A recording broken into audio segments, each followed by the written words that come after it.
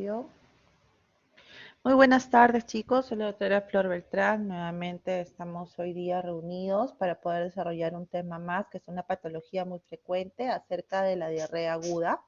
Vamos a hablar desde los conceptos básicos fisiopatológicos, diagnóstico y tratamiento de este caso. Cuando nosotros hablamos de diarrea aguda, en términos generales, se define la diarrea como un aumento en la frecuencia o cambio en la consistencia de las deposiciones.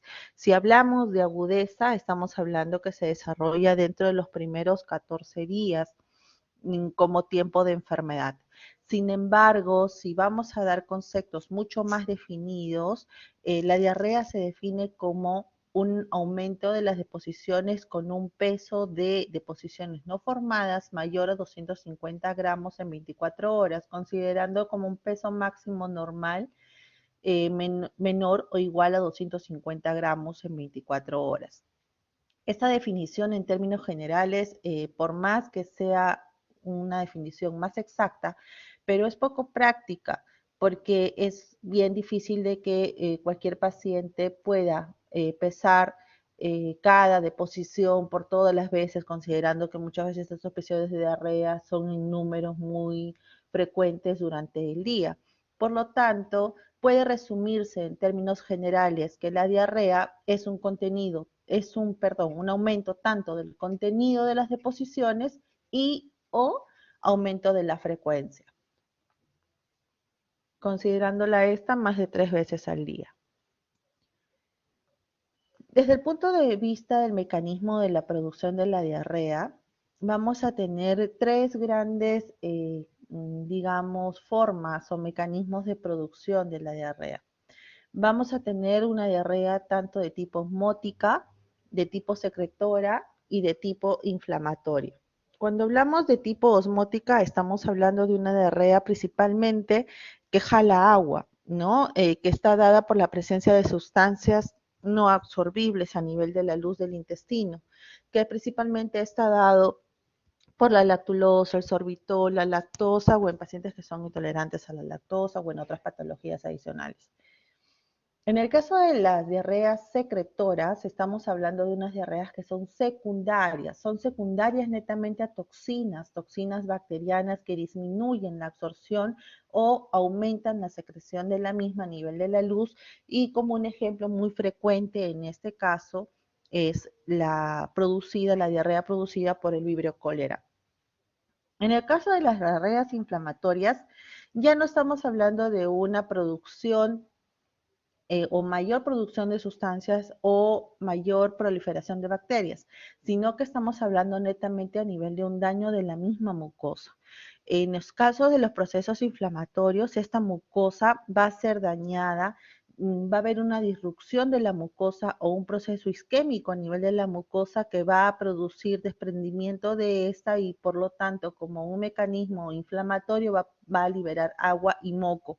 Y esto es una característica frecuente de aquellas infecciones intestinales dadas por Shigella o en las causas no infecciosas como en los casos de la enfermedad inflamatoria intestinal, siendo lo más frecuente colitis ulcerativa, enfermedad de Crohn y más infrecuente en la colitis isquémica. Cuando hablamos de la fisiopatología de la diarrea, vamos a ver principalmente dos mecanismos. Cuando hay un desbalance de la misma mucosa, tanto en la disminución de la absorción o en el aumento de la secreción, es que vamos a tener la producción de mayor o liberación de mayor líquido que se va a ir a la luz intestinal y eso se va a transformar en deposiciones más líquidas o pastosas que pueden incrementar en volumen y frecuencia durante el día. Entonces, normalmente cuando nosotros tenemos patógenos que puedan estar a nivel de intestino delgado, que puedan producir daño a nivel de la mucosa, esto es lo que van a producir los tipos de procesos, digamos, de disrupción de mucosa y por lo tanto van a producir estos episodios de diarrea por daño del mismo tejido. ¿Quiénes nos pueden dar trastornos absortivos? principalmente cuando hay alteraciones de las vellosidades.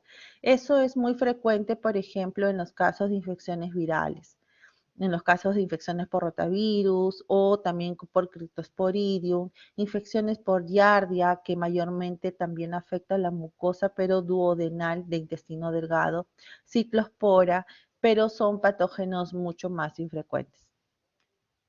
Algunos pueden no solamente alterar la mucosa a nivel de intestino delgado, sino también ileocolónica. Y ahí ya estamos hablando infecciones por otros patógenos como Salmonella, Shigella, Yersinia. Es importante definir o tener una idea de acuerdo al tipo de presentación de la diarrea, a qué patógeno nosotros nos podemos estar enfrentando para saber el tipo de tratamiento posterior que vamos a indicar en el paciente. Y eso tiene que ver mucho con la información que nosotros podamos sacar en la anamnesis al paciente y obviamente al examen físico. Dentro de la etiología de la diarrea, a la cabeza siempre nosotros pensamos diarrea igual infección. Los microorganismos pueden causar una diarrea aguda, pero por diferentes mecanismos. Uno de ellos, como habíamos estado conversando, es por la hipersecreción que se produce por acción de las toxinas sobre el mismo enterocito que tiene una histología normal, principalmente por esos gérmenes enteropatógenos.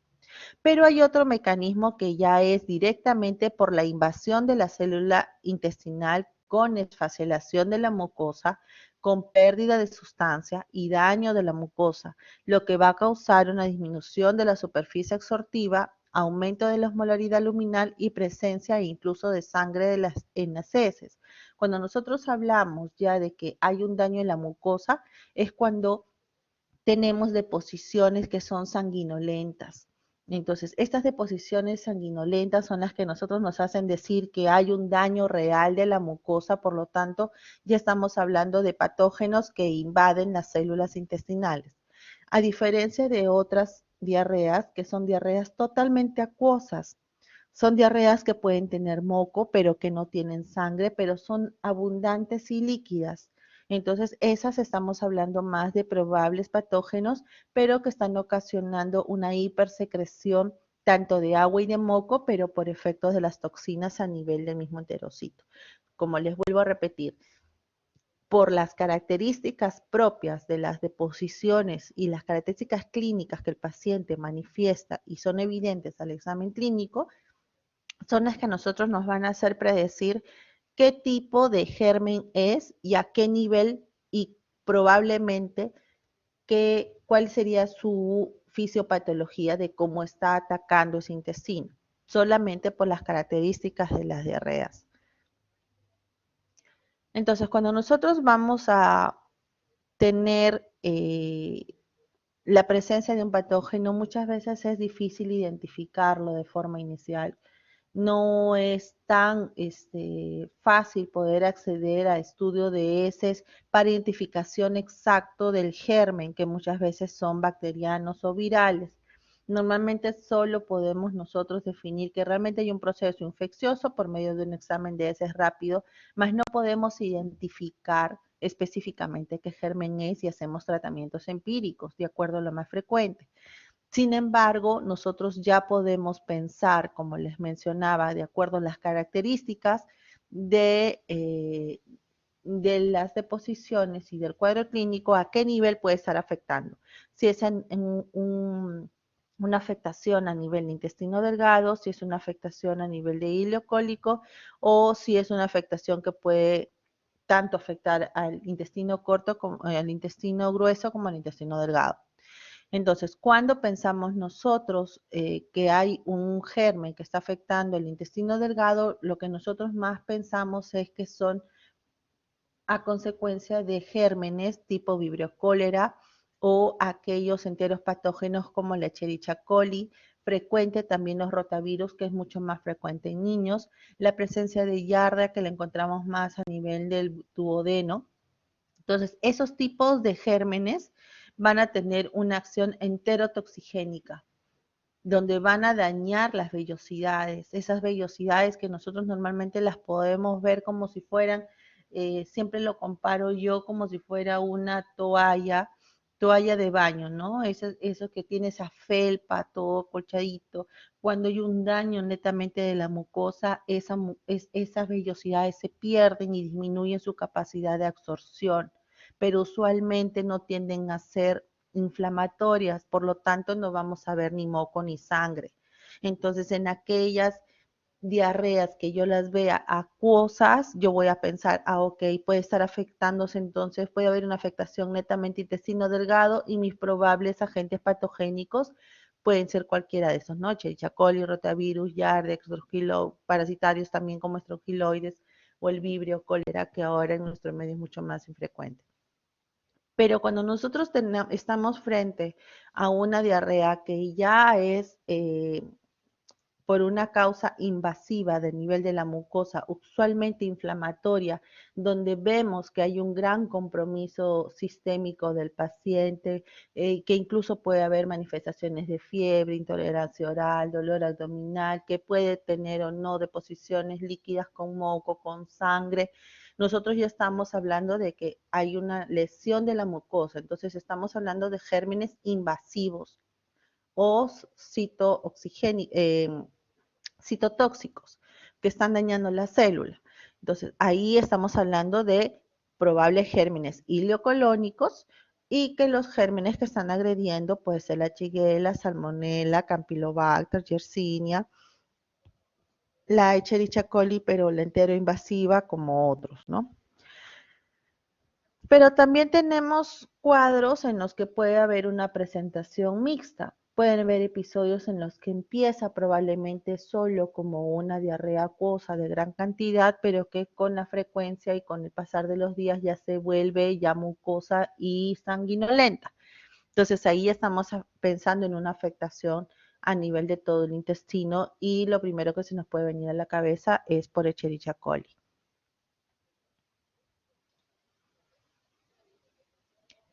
De acuerdo a lo que acabamos de presentar, ustedes van a poder ver de que dentro de las causas infecciosas tenemos tanto las bacterianas, las virales y las parasitarias.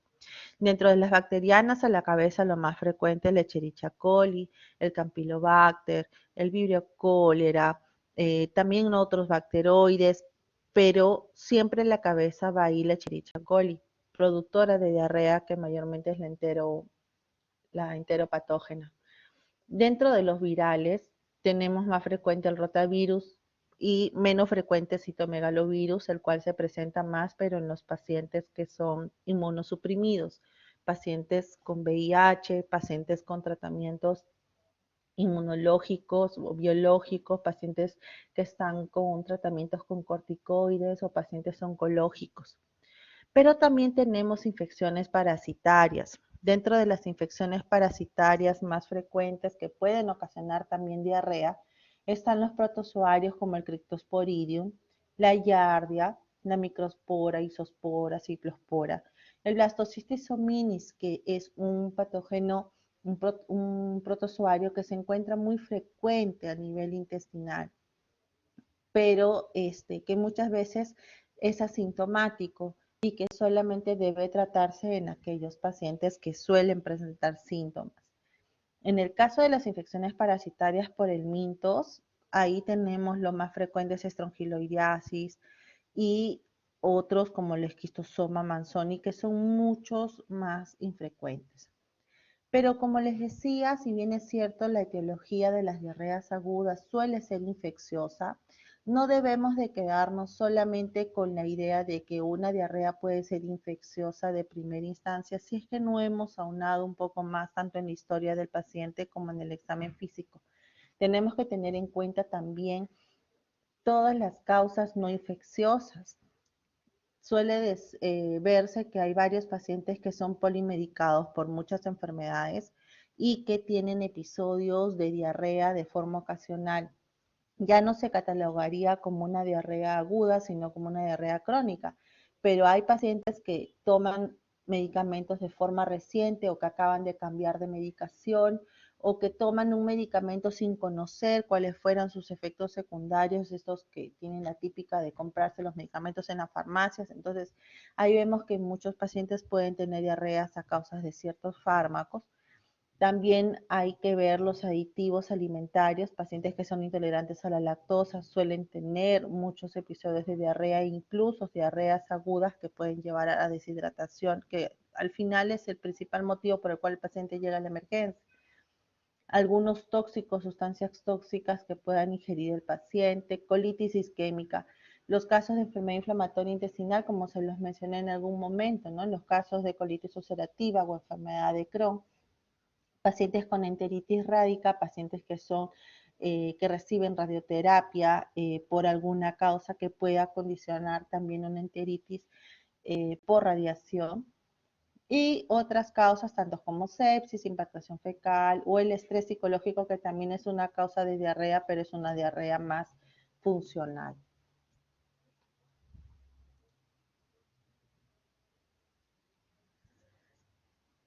Cuando hablamos de los episodios de diarrea, nosotros vamos a hablar de ciertas definiciones, pudiendo clasificarlas en tres categorías.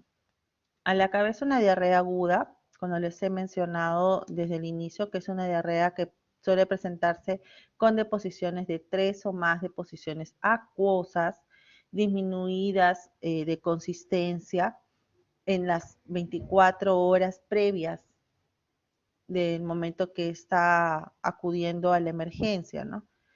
Se suele decir que tiene una diarrea aguda cuando sucede dentro de los primeros 14 días. Cuando ya pasan los 14 días ya estamos hablando de cronicidad.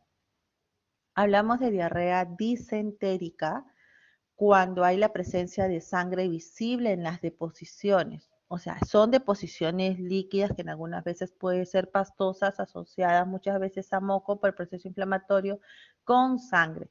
Las características de las diarreas disentéricas es que mayormente son diarreas con sangrado rojo vivo, y eso es lo que puede hacernos pensar más o menos la probable localización del tipo de sangrado, porque mayormente de estos patógenos enterocolónicos, el daño principal que van a ocasionar es a nivel de colon y de colon izquierdo. Por eso es que es más frecuente que el tipo de sangrado sea un rojo vivo, porque si vemos un sangrado más rojo vinoso o tipo melena, y estamos hablando de una lesión más alta que probablemente no sea una simple diarrea aguda. Y también tenemos que tener en cuenta de una diarrea persistente, que es aquella diarrea que inicia de forma aguda, pero que sin embargo dura más de 14 días, y ahí hay que diferenciarla bien de las diarreas crónicas. Las diarreas crónicas, si bien es cierto, eh, son aquellas diarreas que duran por más de 14 días, pero que a la vez son de periodos intermitentes. O sea, es un paciente que viene con historia de episodios de diarrea a repetición. En cambio, en estos casos de diarrea persistente, es un caso de una diarrea aguda, que es un episodio aislado que nunca antes lo habían visto, pero que adicionalmente está durando más de 14 días. Entonces ya no podríamos hablar netamente de una diarrea crónica, sino más bien de una diarrea que está siendo persistente en el tiempo.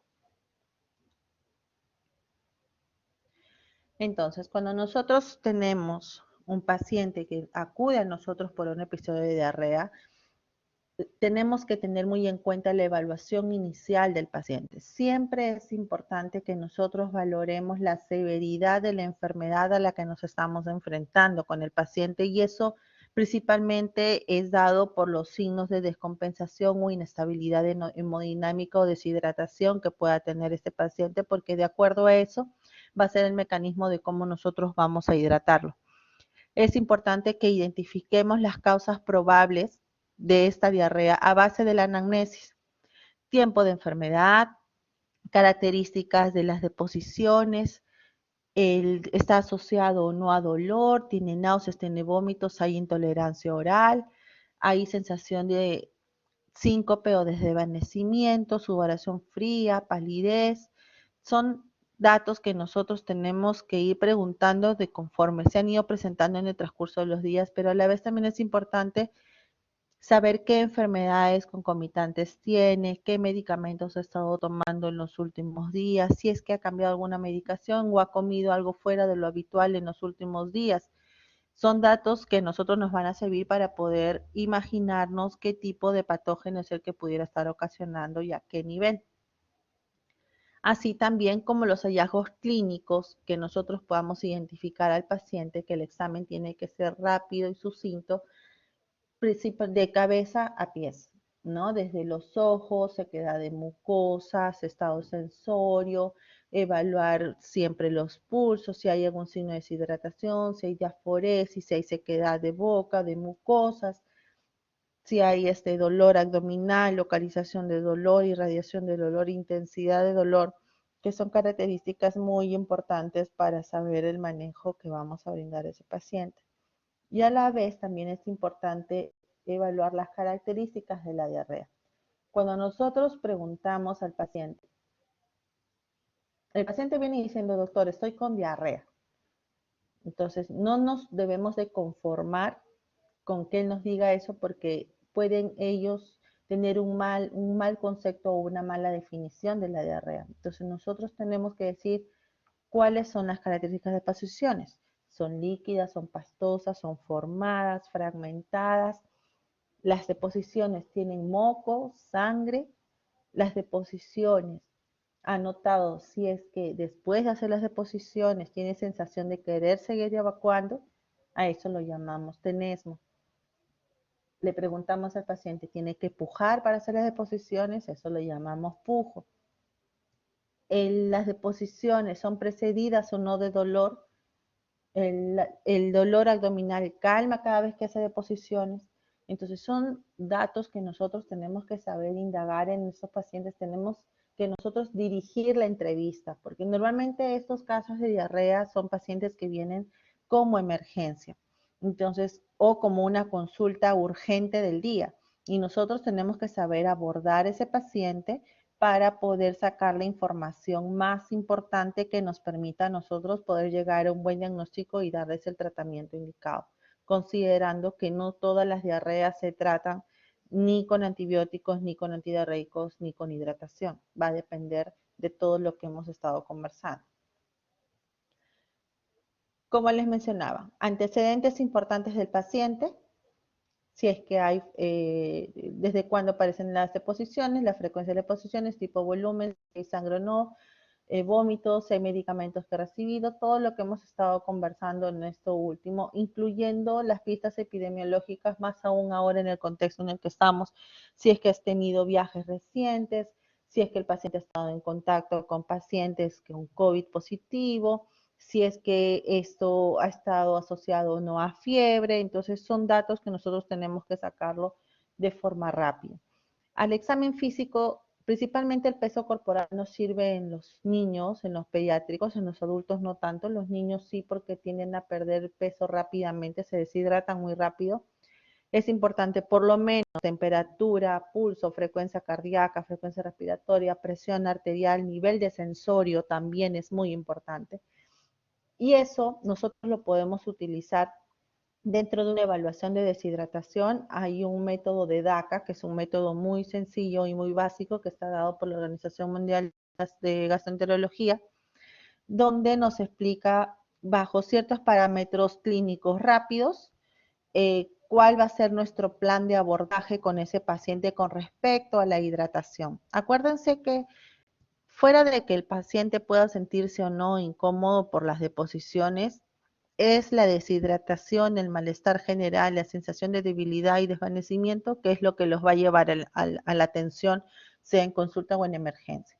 Entonces ustedes tienen que tratar rápidamente identificando aquellos puntos importantes en el examen de que les pueda decir de que ese paciente sí necesita hidratación. Entonces, fácil, el estado general del paciente, si está irritable o no, si está hiperactivo o no, si está letárgico, si está normal. Ojos, ¿cómo están? Están hundidos, la mucosa está seca o no, tiene mucha sed o está normal sin ninguna variación, tiene buenos pulsos o está taquicárdico o está con los pulsos muy débiles o está con bradicardia, y la turgidez de la piel, que eso es muy importante principalmente en niños y en ancianos. Los ancianos también es una población frágil que suele deshidratarse rápido y es importante también poder ver ellos eso. Entonces, cuando nosotros tenemos a un paciente que no tiene ningún síntoma, entonces es un paciente que no tiene signos de deshidratación, que simplemente está con las deposiciones líquidas y nosotros abordamos bajo ese sentido y nos damos el tiempo de estudiar las deposiciones y de poder de repente hasta identificar el germen para poder hacer un tratamiento más dirigido, ¿no? Pero en aquellos pacientes que ya están con la mucosa seca, que están hipoactivos o están irritables, son aquellos pacientes que están con un pulso muy debilitado, que se sienten muy cansados, son pacientes que ya nosotros nos están diciendo que tienen signos de deshidratación y por lo tanto ya tenemos que actuar bajo un plan B para nosotros poder recuperar su estado general. Y para eso se le da rehidratación con suero hidratación oral o con los sueros hidratantes que actualmente manejamos en el medio, y que hay muchas marcas y todas son polielectrolíticas con la intención de poder recuperar las sales y poder disminuir y mejorar el volumen y la perfusión.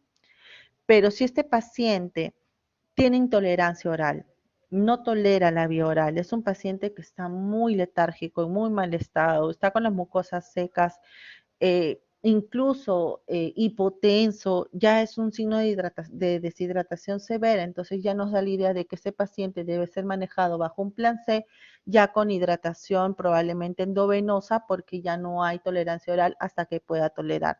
Nuestra finalidad primaria en este paciente es hacer una buena estabilización hemodinámica mediante la hidratación. Y la hidratación va a depender si es que tolera vía oral o no tolera. Si es que tolera vía oral, hidratamos vía oral.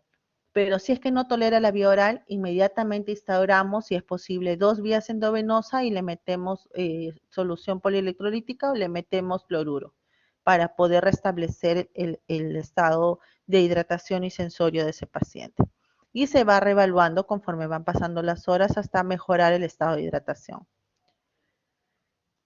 Hay relación de los principales síntomas con las causas de la diarrea, principalmente con la fiebre, el tipo de deposiciones y con los vómitos. Entonces, se dice que cuando hay fiebre en los casos de diarrea es más común que esté asociada a patógenos enteroinvasivos. En algunos pediátricos también se puede ver los casos de fiebre sin necesidad que sea infección bacteriana, principalmente con ellos es por el tema de rotavirus. En el caso de las deposiciones sanguinolentas, como les mencionaba, cuando ya hay sangre en las deposiciones, nos está hablando de gérmenes enteropatógenos que ya están invadiendo las mismas células, los citocitos, y eso es lo que está condicionando a que haya pérdida de sangre en las deposiciones. Entonces, ahí es bien raro que puedan ser agentes virales. Principalmente son ocasionados por gérmenes enteropatógenos. Y cuando nosotros vemos los vómitos, ya estamos hablando que eh, principalmente esto está ocasionado por gérmenes tocitóxicos, o sea que están ocasionando mayor proliferación bacteriana, principalmente está dado por el Staphylococcus aureus. Entonces, si por ejemplo me viene un paciente a la emergencia, ¿no? Que está con fiebre, con náuseas, con vómitos y diarrea, entonces yo pienso más en un germen invasivo, más bacteriano y ataco directamente bajo el proceso infeccioso pensando que es un adulto, ¿no? Porque en niños es más viral. Y ya me podría atrever a tratar este cuadro con antibiótico terapia fuera de la hidratación. Pero si este paciente es un paciente que me viene con diarreas sanguinolentas, puede tener fiebre, pero viene con diarreas sanguinolentas, entonces ahí tengo yo que pedir una reacción inflamatoria en ese para ver si realmente hay proceso infeccioso asociado o las deposiciones sanguinolentas es debido a una causa no infecciosa. Hay algunas características clínicas también que de la infección determinada por algunos patógenos y es que algunos patógenos dan más dolor abdominal que otros, por ejemplo la shigella, la salmonela, como hay otros que dan más fiebre que otros episodios, la shigella, salmonella, yersinia, campylobacter. Hay otros, por ejemplo, que suelen dar más heces sanguinolentas, que era lo que estábamos hablando. Por ejemplo, la Shiga toxina, ¿no? Que es la Escherichia coli productora de Shiga toxina enteroinvasiva. Esas son las que producen más deposiciones sanguinolentas. Y así, cada patógeno puede ser más frecuente de producir un cuadro clínico mayor que otro, ¿no? Y eso es lo que nosotros, de acuerdo al abordaje y al examen clínico que hagamos nosotros en el paciente, va a ser la idea que nosotros nos tenemos que hacer para poder tratar este cuadro. Cuando nosotros hablamos de que hay una diarrea severa, cuando hay signos de hipovolemia, inestabilidad hemodinámica, cuando hay un sangrado que ya no es solamente de posiciones con sangre, sino que hay hematoquesia, que hay una fiebre persistente mayor de 38, cuando son más de 6 cámaras por día y dura más de 48 horas, cuando se asocia dolor abdominal intenso o en pacientes ancianos o que tienen algunas enfermedades asociadas que puedan debilitarse o que puedan descompensarse. Por ejemplo, la diabetes, el VIH, la falla renal, pacientes cirróticos o pacientes con ICC descompensadas. En esos pacientes nosotros tenemos que ser un poco más agresivos en el manejo por el riesgo de descompensación, no solamente por la diarrea, sino también por descompensación de las comorbilidades, ¿no? Entonces, cuando nosotros nos enfrentamos a un episodio de diarrea, ya hemos hecho la anamnesis, hemos hecho el examen físico, hemos determinado qué tipo de diarrea estamos teniendo una diarrea acuosa, una diarrea probablemente sanguinolenta, o estamos teniendo una diarrea que al parecer solamente es inflamatoria. De acuerdo al cuadro clínico del paciente, nosotros definimos, ¿este paciente tiene signos de deshidratación o no? De acuerdo a eso, nosotros vamos a decidir, vamos a tener la necesidad de hacer exámenes de laboratorio para estos episodios de diarrea. No en todos los casos se realizan exámenes de laboratorio, solamente se realizan en aquellos pacientes tipo plan B-C que tienen cierto grado de deshidratación, de que no hay tolerancia oral y de que no se puede, nosotros presumimos que las diarreas no se van a poder controlar dentro de las 24 horas. Entonces, en ellos, nosotros que pedimos mínimo su hemograma, pedimos una reacción inflamatoria en heces, pedimos en aquellos pacientes que tienen una comorbilidad, por ejemplo, enfermedad renal, pedimos urea creatinina porque pueden hacer también falla renal secundaria hipovolemia. Pero también hay otros exámenes que nosotros podríamos solicitar y se podrían hacer en el camino, como por ejemplo un examen de parásitos simple, porque en la emergencia es más difícil poder manejar los parasitológicos por 3, los cultivos en heces demoran, va a ser más difícil poder determinarlos, pero sí lo podemos pedir como una reacción inflamatoria donde nos va a evaluar la cantidad de leucocitos. Si hay presencia de más de 5 leucocitos por campo, ya nos está hablando de un proceso infeccioso del cual tiene que ser a predominio de polimorfonucleares. Entonces ahí nosotros decimos, ok, esta es una diarrea infecciosa de tipo bacteriana y ya yo me atrevo a dar antibiótico. Pero si ya solo el cuadro clínico, paciente adulto con intolerancia oral, tiene malestar general, fiebre, deposiciones líquidas persistentes, acuosas, más de 3 por día, con moco, sin sangre, entonces yo ya asumo que es bacteriana y puedo tratar a ese paciente de forma empírica. Dejamos los procedimientos endoscópicos para aquellos pacientes en los que necesito tomar una muestra cuando yo tengo la sospecha de que la causa no sea bacteriana o sean otras causas inflamatorias o fármacos o pacientes con VIH que son gérmenes más infrecuentes que son difíciles de detectar en un examen de ese simple. Entonces, ahí nosotros tenemos que tener en cuenta los diagnósticos diferenciales, como se los mencionaba. Si bien es cierto, si es un paciente que nos viene a la atención primera vez que tiene este episodio, nunca antes se ha sentido así y es una diarrea que es manejable, no está deshidratado, está tranquilo, tolera la vía oral, es muy difícil nosotros poder pensar otras causas de diarrea que no vayan a ser las infecciosas, sea cual sea la causa, si bacteriana, viral, parasitaria. Pero si es un paciente que ya viene con episodios reiterados de cada cierto tiempo de procesos infecciosos, supuestos infecciones intestinales, con tratamientos múltiples, ¿no? Esos pacientes que dicen, doctora, cada cierto tiempo sufro de diarrea, voy a la farmacia, me dan un Bactrim, me dan un ciprofloxacino y me calma. Creen que con una sola pastillita que toman ya se les solucionó el problema que con esa pastilla siempre me corta. Pero es un paciente que en realidad está teniendo varios episodios de diarrea y una sola dosis de antibiótico no le va a calmar una diarrea. No hay pastilla milagrosa. Entonces, a nosotros es importante poder hacer una buena historia porque ya nos hace pensar en otros probables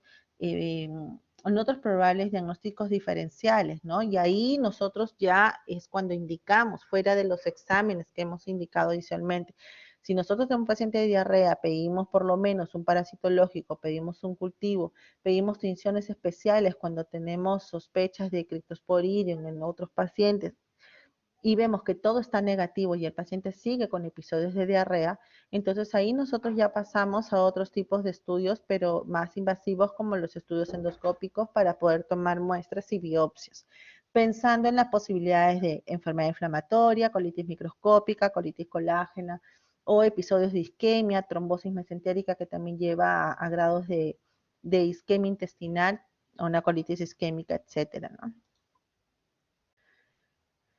Por lo tanto, como les mencionaba, la mayoría de casos de los episodios de diarrea son autolimitados. Muchas veces no requieren ningún tipo de tratamiento ni hidratación, más que cuidados con la alimentación y se autolimitan. Sin embargo, en aquellos pacientes que hay una diarrea que ya incluso da signos de deshidratación, ¿no? Que ya sienten un poco la sequedad de boca, ahí es donde nosotros entramos a la hidratación por vía oral mientras el paciente tenga tolerancia oral. Mientras el paciente tolere, hidratación bioral. Si el paciente no tolera, hidratación endovenosa. Entonces, en estos casos, cuando los pacientes toleran la bioral, le damos tantas marcas en el mercado, ¿no? Frutiflex,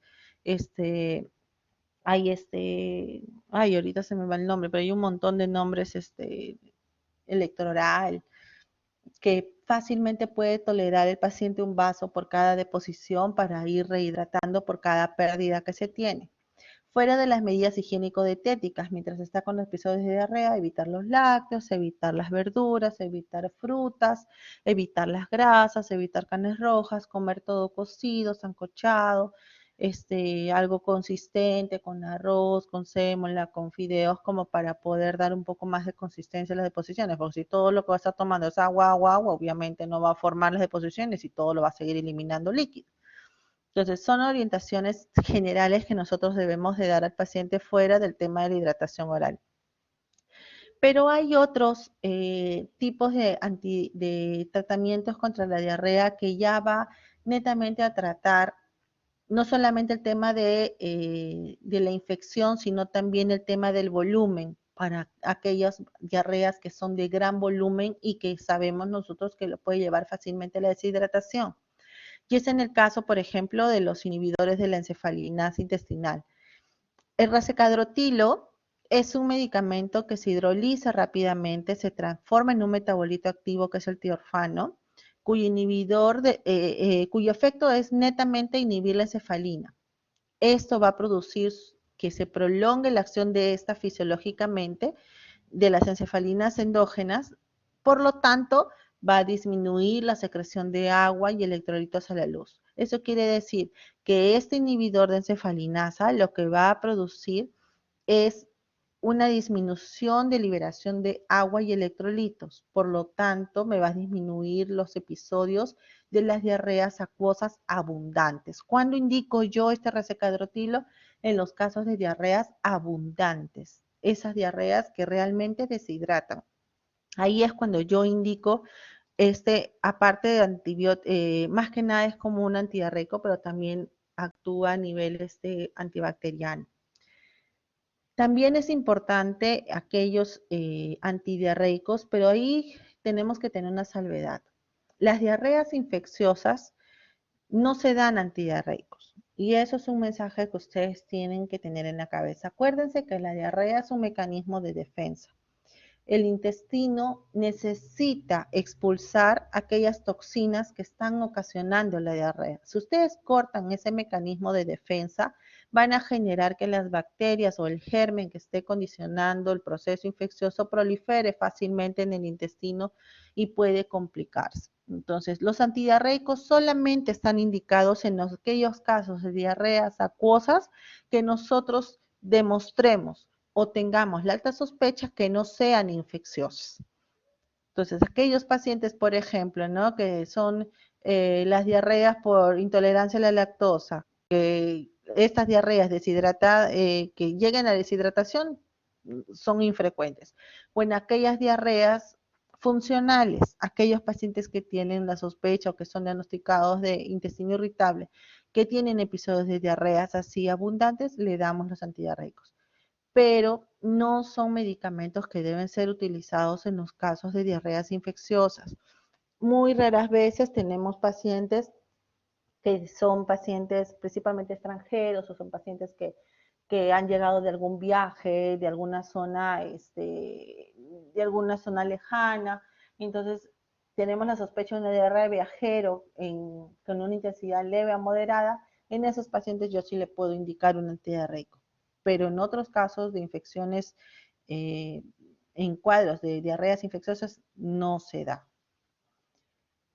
Los agentes antisecretores también, como les mencionaba, el racecatrotilo, es importante que se debe dar en aquellos pacientes que solamente tienen diarrea de gran volumen excepto de cólera. Actualmente ya no vemos prácticamente infecciones por cólera, no es lo frecuente, ¿no? Pero aquellas diarreas de gran volumen es importante que nosotros lo podamos tener en cuenta como un buen antisecretor. Pero también hay algunos agentes absorbentes, como el carbón activado, también las arcillas, que algunas personas lo pueden utilizar, pero lo más comercial y lo que tenemos en nuestros medios son las sales de bismuto, que es el bismutol, bismucar. Hay un montón de marcas y estas sales de bismuto actúan directamente por mecanismos astringentes, que es lo que nosotros decimos, que lo que hacen es facilitar la compactación de las deposiciones. Tienen en cierto modo algún efecto antiinflamatorio que hace de que justamente el intestino produzca menos agua y por lo tanto facilite la formación de las deposiciones. Puede darse tanto en tabletas como en jarabe, pero debe darse también por cortos tiempos hasta que se formen las deposiciones, porque si no el jarabe también o las pastillas también pueden producir estreñimiento. Entonces tenemos que orientar también al paciente en ese sentido de que debe ser tomado hasta que corte la diarrea. Una vez que las deposiciones ya se formen, lo suspende. Ahora que estamos en toda la era de los productos probióticos, también es importante tenerlo como parte de los esquemas de tratamiento de infecciones de diarreas agudas, porque los productos probióticos que están hechos por múltiples microorganismos vivos no patógenos, lo que van a permitir es mejorar el balance microbiano de la flora intestinal y así disminuir, uno, los gases, la distensión y mejorar el peristaltismo y por ende también nivelar digamos, la flora bacteriana intestinal, por lo tanto facilitaría así el manejo de esa diarrea con algún antibiótico si es que se indica y en los casos de diarreas que no son infecciosas también va muy bien los antidiarreicos o los astringentes como el bismuto asociado al probiótico.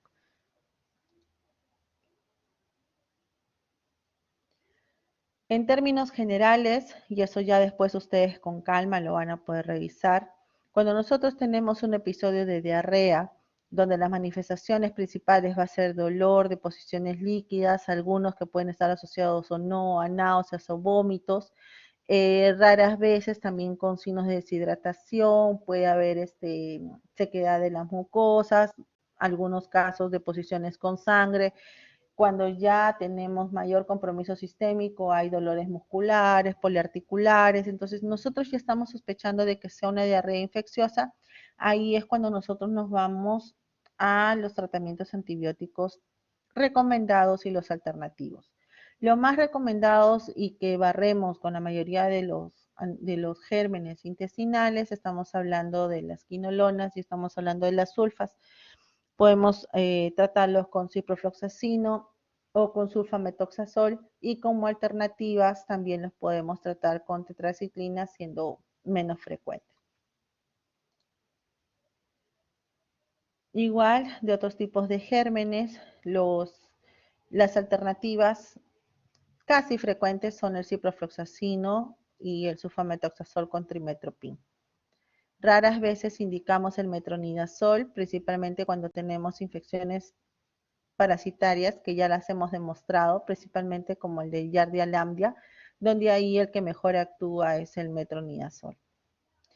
Entonces, en resumen, cuando nosotros tenemos una diarrea aguda, que ya hemos mencionado cuál es la definición, tenemos que pensar si es que esta diarrea es infecciosa o no infecciosa. Si es una diarrea no infecciosa, eso quiere decir que es un paciente estable, que no hay signo de deshidratación, que es una diarrea acuosa, que no está condicionando gran signos o síntomas sistémicos. Nosotros tenemos que buscar la causa de cuál es esa diarrea no infecciosa y entonces ahí vienen ya los estudios. Para yo decir que no es infecciosa, tengo que ya a pedir por lo menos, ¿no? Un hemograma, un examen de heces, parasitológico, un coprocultivo, entonces ahí tenemos que si todo eso sale negativo, buscar cuál es la probable causa de esa diarrea, pero mientras tanto ya le voy calmando los síntomas de esta diarrea con el bismuto o con los antidiarreicos, le puedo agregar probióticos o no. Pero si ya tenemos la sospecha de que es una diarrea infecciosa, es un paciente que viene con náuseas, con vómitos, viene con fiebre, malestar general, con diarreas acuosas, con moco, que puede tener o no sangre. Entonces, en estos pacientes, yo tengo que hacer un estudio guiado de este cuadro clínico para poder definir. Si es que le hago lo más simple, lo más básico, un hemograma, un examen de heces y veo que el examen de heces es prácticamente infeccioso asociado a leucocitos aumentados, a predominio polimorfo nucleares, entonces yo evalúo el tipo de tratamiento que voy a indicar de acuerdo al tipo de diarrea que estoy teniendo.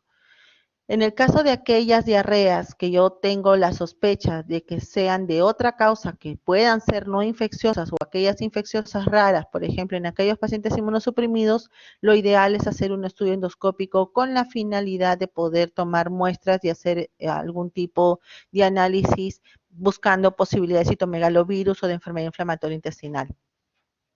Pero si en el caso yo tengo un cuadro de diarrea pero no tengo tantas manifestaciones clínicas, pero sí tengo la sospecha que es infecciosa, entonces principalmente mis tratamientos son sintomáticos. Lo hidrato, lo manejo con la dieta, le puedo dar bismuto, le puedo dar probióticos, le inicio tratamiento antibiótico. Si resuelve, alta. Pero si persiste, tengo que ponerme a buscar otras causas, ya infecciones mucho más raras, incluso problemas inflamatorios crónicos intestinales que me pueden estar llevando a este proceso infeccioso agudo ya con coprocultivos y si este sale negativo, ya realizar estudios endoscópicos.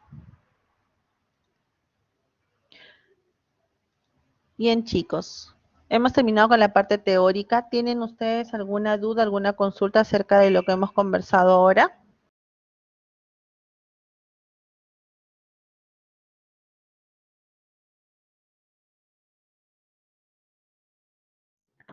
Doctora, ¿me escucha?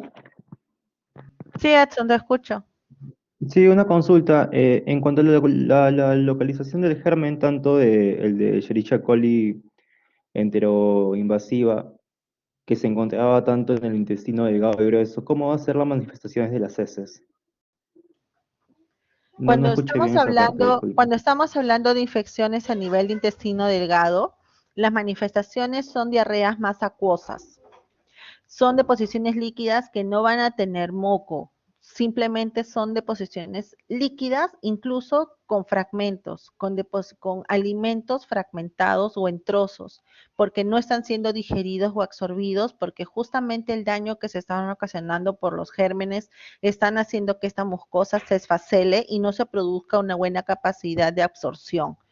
Entonces, ahí asociando un poco a tu pregunta, por ejemplo, en esos casos cuando yo tengo la sospecha de que es una infección más que nada entérica, pero de intestino delgado, ahí no me va a funcionar una proctoscopía. Ahí lo que me va a funcionar es una endoscopía alta, pero con biopsia de duodeno, porque hemos dicho que la yardia En estos casos van a vivir y van a atacar más a nivel de intestino delgado, a nivel duodenal. Entonces tomamos múltiples muestras a ese nivel para poder identificar el germen y eso ya se identifica por patología, pero son más acuosas, a diferencia de intestino. En intestino, cuando hablamos de colon, netamente hay deposiciones líquidas pastosas muchas veces, pero incluso asociadas con moco. No, cuando vemos una infección de colon, no vemos restos o fragmentos de deposiciones. Ahí vemos las deposiciones fragmentadas, pero totalmente sin forma. En cambio, el otro es agua, literalmente agua.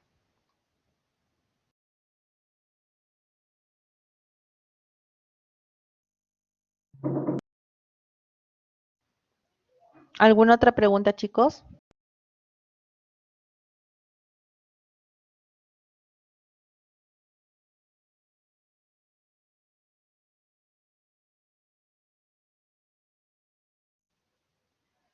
Si ya no hay preguntas, chicos, damos por terminada la teoría del día de hoy. Cuídense mucho, que tengan buenas tardes.